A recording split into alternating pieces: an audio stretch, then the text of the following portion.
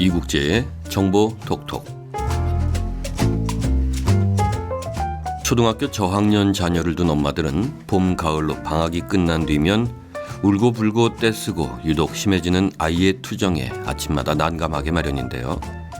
멀쩡하다가도 개학만 다가오면 정말 아픈 건지 아픈 척을 하는 건지 알 수 없을 정도로 알아눕는 아이들이 정말 많습니다.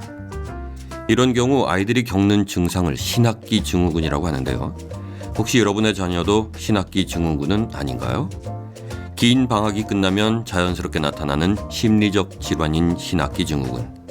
오늘 아이들의 신학기 증후군이 무엇이고 어떻게 대처하면 좋을지 알아보겠습니다. 신학기 증후군이란 무엇일까요?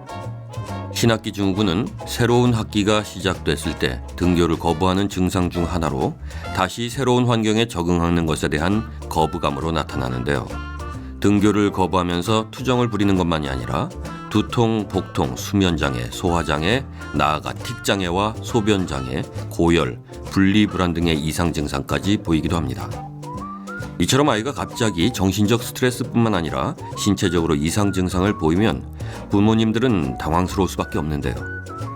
무조건 꾀병이라고 판단하지 말고 아이의 심리적 질환 중 하나라고 생각하는 것이 무엇보다 중요하답니다. 그렇다면 이 신학기 증후군에 대처할 수 있는 방법에는 무엇이 있을까요? 첫째, 아이의 말에 귀를 기울이세요. 아무렇지 않게 생활하던 아이가 갑자기 아프다며 학교에 가기 싫어하는 경우 대부분의 부모님들은 아이가 꾀병을 부린다고 생각해서 혼을 내는 경우가 대다수입니다. 하지만 앞서 말했듯이 신학기 증후군은 정신적 질환 중 하나입니다. 학교에 대한 두려움에서 나타나는 정신질환이기에 아이를 몰아세우고 혼내게 되면 오히려 역효과를 불러일으킬 수 있답니다. 따라서 아이가 신학기 증후군을 보일 때에는 아이의 말에 더욱 귀를 기울여 보세요. 아프다면 어디가 어떻게 아픈 것인지, 학교에 가기 싫다면 왜 가기 싫은 것인지 차근차근 아이가 이야기를 하도록 유도하다 보면 아이의 투정도 조금씩 가라앉을 겁니다. 이야기를 하면서 정신적으로 불안감이 조금씩 해소되기 때문이죠. 부모님도 아이가 불안함을 느끼지 않도록 최대한 나긋한 목소리와 따뜻한 품으로 받아주는 것이 보다 효과적입니다. 둘째, 학교에 대한 익숙함을 만들어주세요. 아이들에게 신학기 증후군이 일어나는 가장 큰 이유는 낯선 환경에 대한 불안감 때문인데요.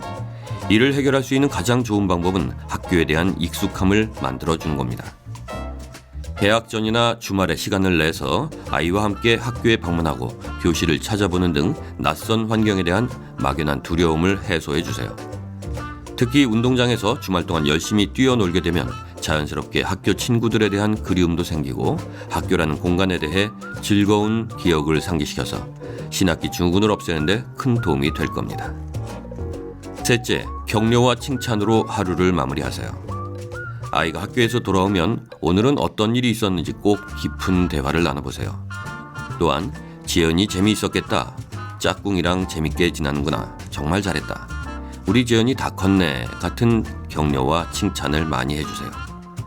방과 후에 자녀의 학교 생활에 대해 사소하지만 깊은 대화를 나누는 것이 아이의 자신감을 키우는데 많은 도움이 된답니다. 특히 지극히 평범한 일상이어서 딱히 칭찬할 거리가 없다고 생각될지라도 아이의 눈높이에서 크게 반응을 해주면 자신감을 빨리 얻어서 신학기 증후군을 쉽게 극복할 수 있죠. 신학기라는 시기적 특성 때문에 아이들이 소극적이 되는 때에는 학교라는 소재에 대해서만큼이라도 야단보다는 칭찬이 많은 대화가 이어져야 한다는 것을 꼭 기억하세요. 그저 꾀병을 부리는 거라고 판단했던 신학기 증후군 어떠세요? 자칫하면 아이와 부모 모두가 굉장히 힘들어질 수 있는 시기지만 조금만 현명하게 대처한다면 사랑스러운 아이의 심리 건강도 챙기고 부모님과의 관계도 더욱 돈독해질 수 있겠죠. 3월은 신학기 증후군이 유행하는 시기인데요. 아이들이 학교를 즐기며 건강한 생활을 할 수 있도록 더 많은 사랑의 대화를 나눠보기 바랍니다.